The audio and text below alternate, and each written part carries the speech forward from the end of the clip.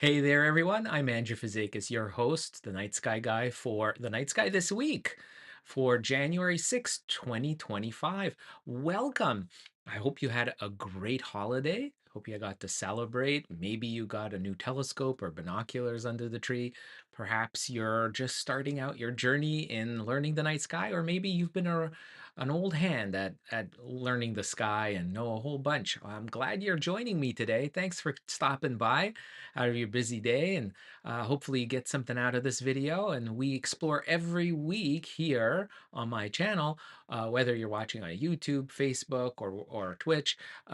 We explore what the night sky has to offer. I curate different sky watching events that catch my eye, that I think are accessible to people in large areas around the world, making sky watching easy. Even if you're stuck in the city, there's plenty to see. So thanks so much for joining. And if you get something out of this video, please do me a favor and subscribe to my channel and give a thumbs up to this video. It means a lot, allows my channel to grow and reach more people so that we can really grow our sky watching community together. So why don't we dive right in? Got lots of things to see, and this week's no different. And share where you're watching from. I'd love to hear where you're located around the world. It's always fun to see that and share it with our community. So here we are. This is the sky as it is January 6th. You can see right here, we're looking towards the southeastern part of the sky where the sun sets.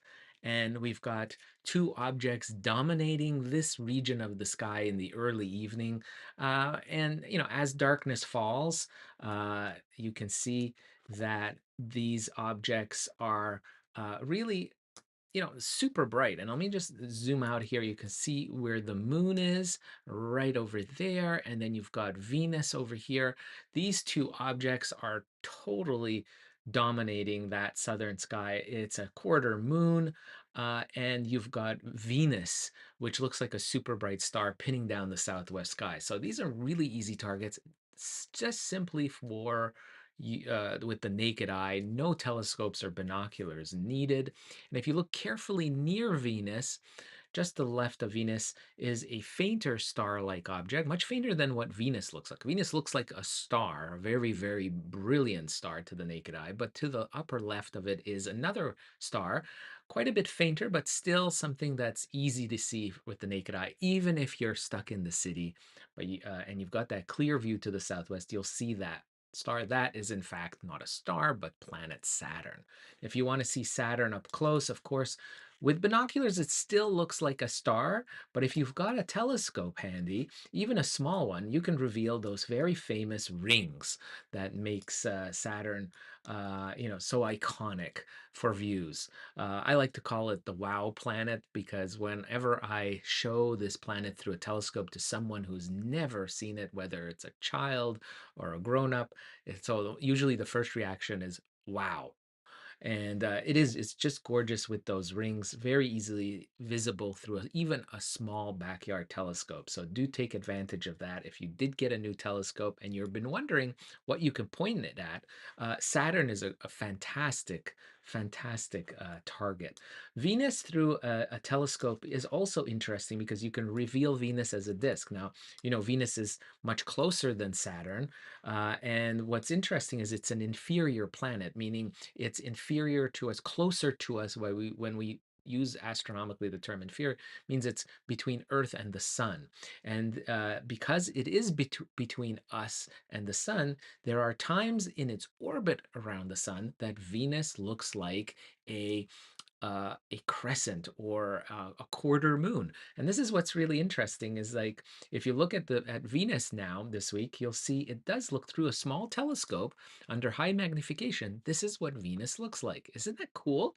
It to me it looks a lot like the shape of what the moon looks like now in the sky. So if I zoom out, this is a telescope view, a high magnification telescope view. You use the eyepieces with the higher numbers on it. It says like maybe has 24, 30 millimeters eyepiece. Those will give you the wide field of view. You use that to find the planet first.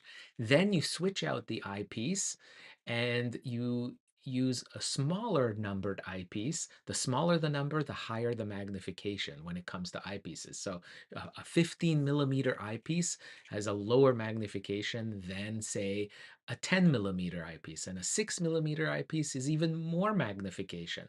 So you can use those higher powered eyepieces to keep pumping up the magnification and seeing more and more like this detail on the planet. And of course, Venus is eternally shrouded with clouds, so you don't see the surface of it, but you can clearly see the um, the uh, the shape of the planet that is illuminated, the parts of the planet that are illuminated by the sun. And you can see that at only half of the disk of Venus right now, if you look at Venus this week, this is what it looks like. And you may ask, why does Venus look like the moon? If I zoom out, just to show you, the moon um, is way up there, and look at that. The moon does look like what Venus looks like through a telescope, right? So you can see it's what we call a quarter moon. Half of the moon is of the disk, the round disk of the moon is illuminated right now, and this is what through a telescope Venus looks the same, which is really cool. So if I zoom in on Venus again, you can see what it looks like through a telescope. And get this, I'm going to show you why it looks like this in an orbital view. Here, if we go out and look at it, say if we could float inside the solar system, it looks very different. I see Catherine from Germany's watching. Welcome. Gila is from Toronto. Nancy from Washington. Fantastic. Great of you to join us. Lynn from the High Sierras. Fantastic. And this is Venus now, right? So we're looking at it as if we were floating in the solar system.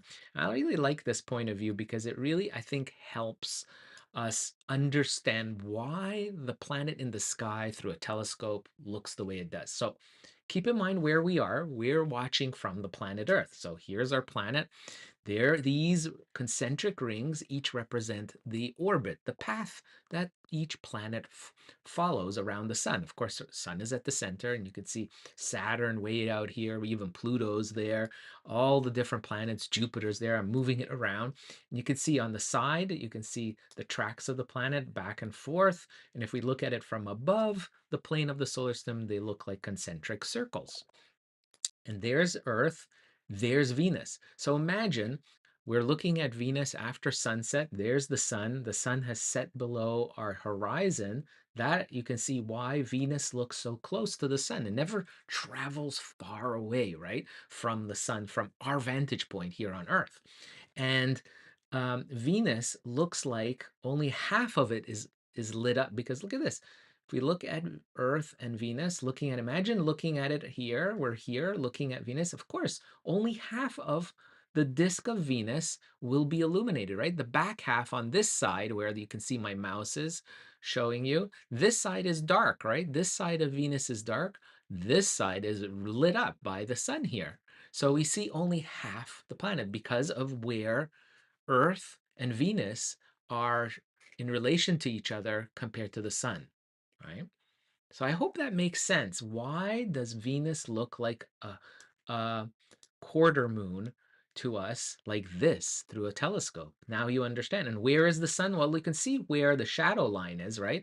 If I zoom out again and look at where the horizon is, right there, the sun is setting right there, right? And that's why Venus looks like a crescent, right? It's kind of tipped tip down because the sun is down here in this direction.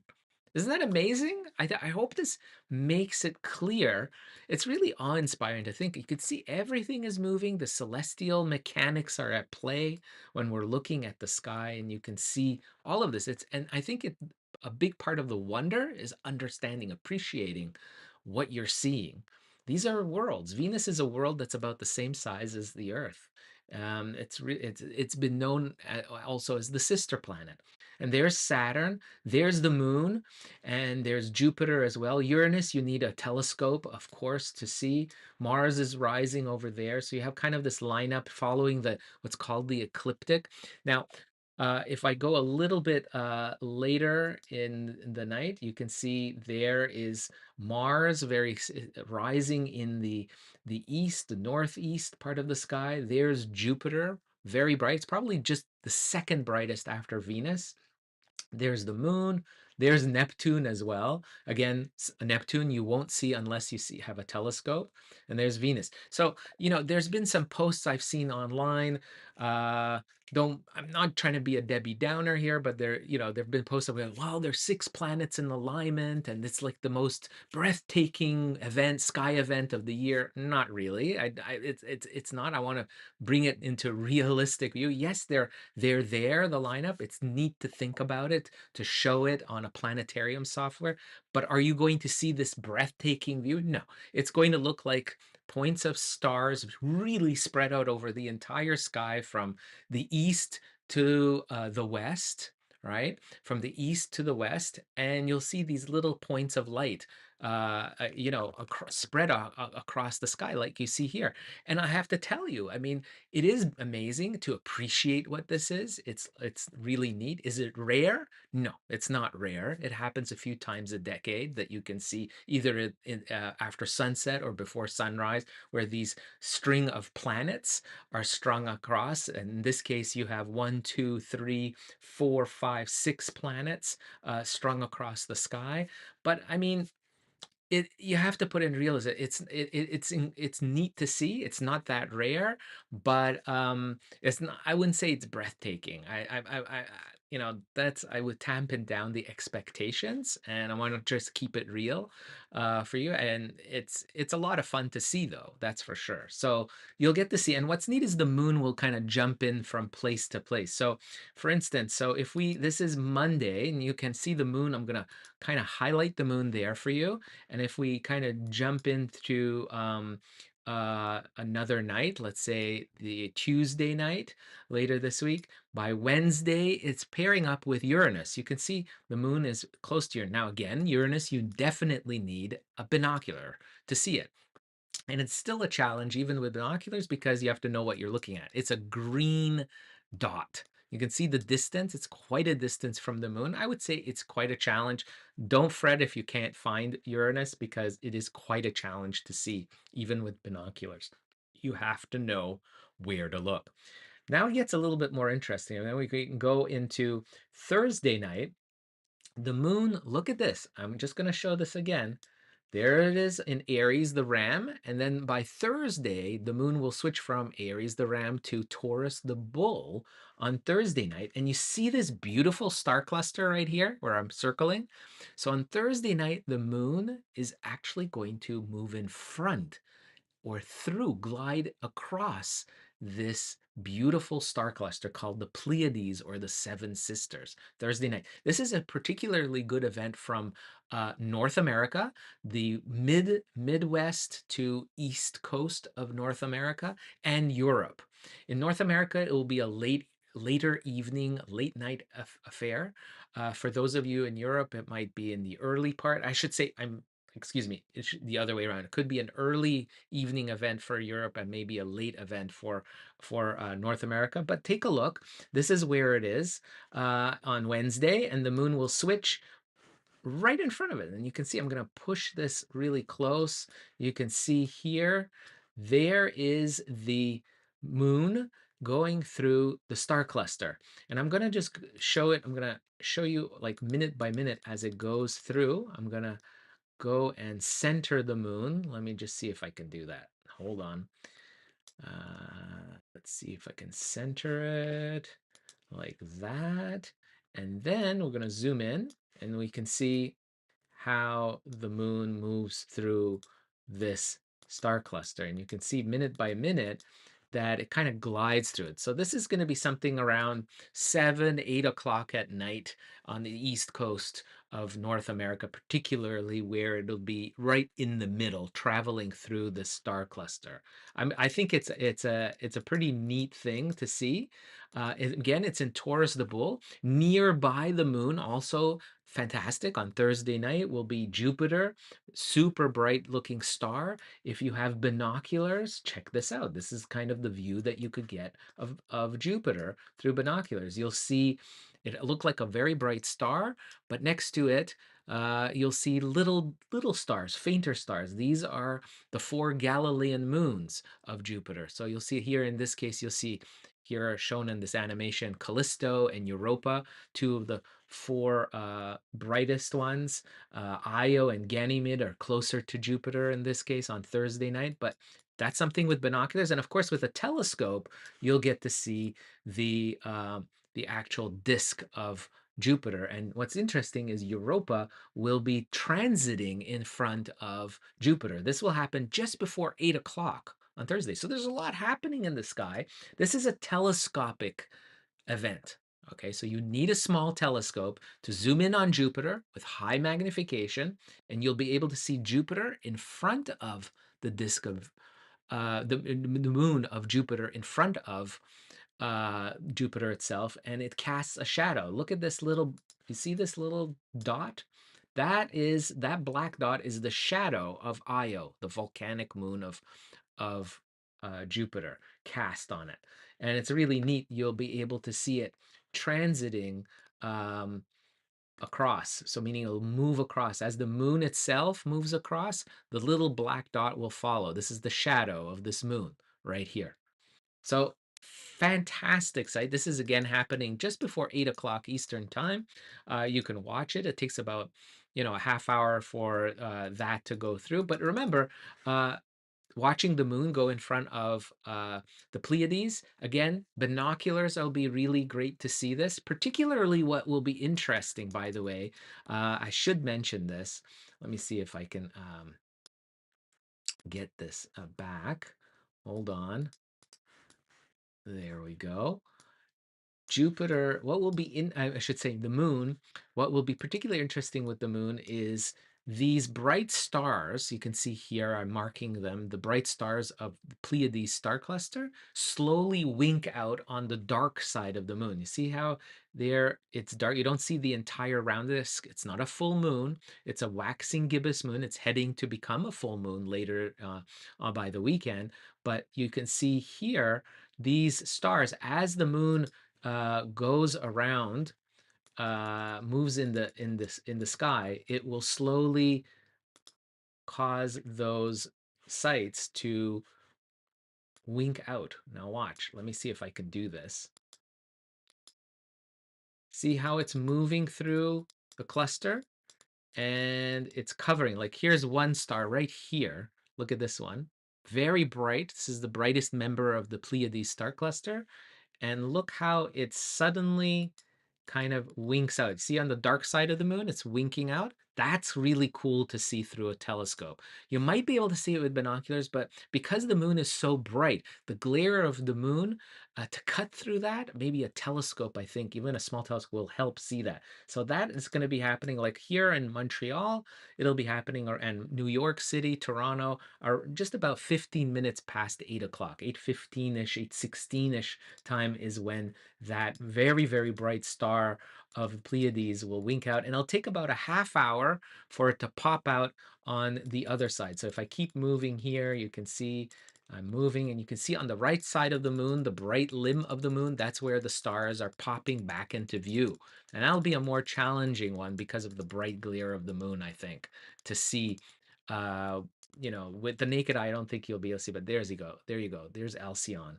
Alcyon is popping out on the bright side of it, and it was on the other side before, right? So this will be happening again, in the mid-evening Thursday. I'm going to put a sky chart for this, so don't worry if you Didn't mark down times or anything like that. There's absolutely I will have a sky chart with some times or links to tables. I saw that at Sky and Telescope magazine had some great links to to these what we call occultations. That's the technical name of these little eclipses that the moon does of stars, and it's just a beautiful sight. So if you get a chance to see that, that's something definitely you want to do. And then if we continue our journey before we finish our show for this week, this is again Thursday the 9th. By Friday, the moon continues its journey, will be next to the moon. So, a wonderful sight here. This will be great. The moon and Jupiter will be pairing up and be in almost a perfect alignment with the bright star, the brightest star in Taurus, the bull called Aldebaran. Now, Aldebaran is about 65 light years away, and it's a bright red giant star. It's a dying star, inflated in size. If it was put into our solar system, it would easily engulf the inner solar system. And it's just a beautiful orange colored star, and it'll be in a perfect alignment with Jupiter and the moon. So I think this would be a fun thing to see. It'll definitely be eye-catching. You know, the human eye kind of always looks for patterns. So I think this would be a fun thing to see just with the naked eye, something easily seen in a city. You don't have to go out to the countryside to see this. So if you got a balcony or a backyard or a rooftop or maybe your driveway or a park, and you're going to look towards all of this is look for the moon in high in the southwest skies. This is in the evening, and by the way, you don't have to wait very long. I mean, if I kind of look at this at dusk, like about an hour after sunset, you should be able to see this is on Friday, by the way. Friday the 10th is what I'm talking about. Friday the 10th, you'll see the moon, Jupiter and Aldebaran in a beautiful alignment. And remember, Aldebaran represents the the red eye of the bull, Taurus the bull. So that's a kind of a cool thing. And so if you're looking at this, you can see that perfect alignment or near perfect. And it'll depend on where you are watching from on Earth, how well these three objects are aligned. If they're a perfect straight line or a crooked line, it'll be interesting. And look, over time, the moon will move and won't be as aligned. So look at this. So this is at 6 o'clock at night, 7 o'clock, 10 o'clock, 8 o'clock, 9 o'clock, 10 o'clock.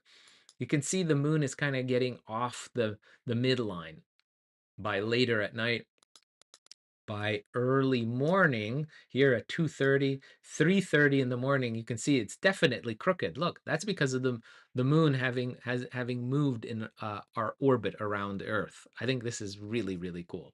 Hey, happy New Year, Richard, to you too. Thanks for all your efforts to get my pleasure. It's always my pleasure. Denise, also watching from North Carolina. We've got who else do we got here? Briven from Zambia joining us. I hope you have beautiful skies in Zambia. Carolyn is also watching. Vance from Ontario. Kathy from South Carolina. Rita from Florida. Ninita from Vancouver, BC. Fatima from Portugal. Wow. Eredi from Greece. We've got people from all over. Deborah from Texas. Michael from Clemens, South Carolina. Hi to all of you guys. Thank you so much for taking time out for viewing this. So again, this is, I think, just a fantastic thing to see this week. Do get out. I hope you do get out. It's a lot of fun to see this. And we can continue looking at, let me just put this back to earlier in the day. Not many of us are out stargazing in the middle of the night, really, but it may be in the early evening. And so the moon is just going to be gorgeous Friday the 10th. That's this lineup. It's so eye-catching, and it'll be a great photo op too. You can with your smartphone. I'd love to see if you can capture Jupiter, Aldebaran, and the moon in the sky as a lineup like that. So that's Friday, and let's see the moon Saturday. Oh, let me see here. Saturday, the moon will move off, and this is going to be interesting because the moon will create a kind of a triangle shape with the stars that represent the tips of the horns of Taurus the bull. So just watch this. What I mean here is if we go and take a look at, where is it? There it is. So if we look, there's the moon, right? And these are, you can see here, the two stars that represent the ends of the horns of Taurus the bull right there. So you have this triangular shape that happens. Let me zoom in a little bit more. This is something that you should be able to see with the naked eye. So it'll be a very strong um, a gibbous moon, and you can see the moon here. There's one star over here and called Elnath, and another star called Zeta Tau. These two stars represent, you can see the ends, the very ends, the sharp ends of the horns of Taurus the bull constellation, and they will be making a triangular shape with the moon. How about that? You probably may have not even known where those two end stars are to the horns of Taurus. You may have never seen them before. But this Saturday, the 11th of January, will be a great opportunity, thanks to the moon, to kind of draw out that imaginary triangular shape, this imaginary triangular shape between these three objects, these two stars and the moon. Isn't that's going to be really, really cool. Now, here's a little added observing challenge. It might not be the best time to see it because of the moon, a deep sky observing challenge that the moon will help guide you to find. And it's a really cool object. And when the moon gets out of this part of the sky in the next few days after, like into next week, if you could remember where those two stars of the horns of the bull are, if you can just remember where they are, you will find a supernova remnant, a cloud that represents the explosion of a distant star. How cool is that? And it's called the Crab Nebula. This is one of the most famous deep sky objects, and it's number one on the Messier list. The Charles Messier, the 17th century um, French astronomer, created this wonderful list of objects that are beyond the solar system, and this is number one on his list. It's called the Crab Nebula, and you can see the two stars in the tip of the horn right there. Right there, there's the moon forming the triangle that I talked about, and just above that Zeta Tau is the Crab Nebula. And the Crab Nebula, take a look. This is what it looks like. It is an absolutely gorgeous, gorgeous exploding cloud, and it looks very tiny. You need to use very high magnification to bring it out. It look like a little smudge if you look low power in the telescope, and you need a telescope to see this, by the way. It's too faint for binoculars and too small too. You need high magnification. Small telescope will do it, and its magnitude 8.39, and it's the most famous supernova remnant in the sky. It's really the leftover remains of an explosion that was seen by Chinese astronomers, get this, in 1054 AD. Can you imagine that? There are actual records of astronomers back then seeing this explosion in the sky, and it was seen in the night sky for almost 2 years, and it was seen in the daylight for 3 weeks. During the daytime, the star, when it was exploding, was visible during the day for 3 weeks. Can you imagine that? It was even drawn on petroglyphs by indigenous Americans, North Americans, the Anasazi Indians in the Navajo canyons. There's actually these petroglyphs that represent this explosion. And you can see here's a Hubble Space Telescope picture of the Crab Nebula. And get this, it's 6,200 light years away. And it was a star that just exploded, and it became visible even in the daytime here. It was a new star right here that was visible. Right now, you need a telescope to see it, but a small one will show it to you, and it's just next to that end star in the horn of Taurus the bull. It's a great observing challenge for telescope watchers. So What a great way, I think, to end this week's viewing. Again, this is on Saturday, the 11th. The moon is going to be super bright. Not a great time to see the Crab Nebula, but to locate it, to find those horns of the bull. This is a great time to learn this part of the sky, and that's why I'm saying it's not the best time to see it because of the moon, but to find it, to do the location, to hunt it down. It's not going to get any better than that, folks. So there you go. Hey, that's a lot of different things in the sky this week. Thank you so much for joining me and taking a few moments out of your day. I hope I gave value to your sky watching journey. And if you did, please do give me a thumbs up to this video and subscribe to my channel so you don't miss out on your next video. And make sure you hit that notification button because that way you'll get my sky charts that come out regularly. Also, don't forget to subscribe to my newsletter.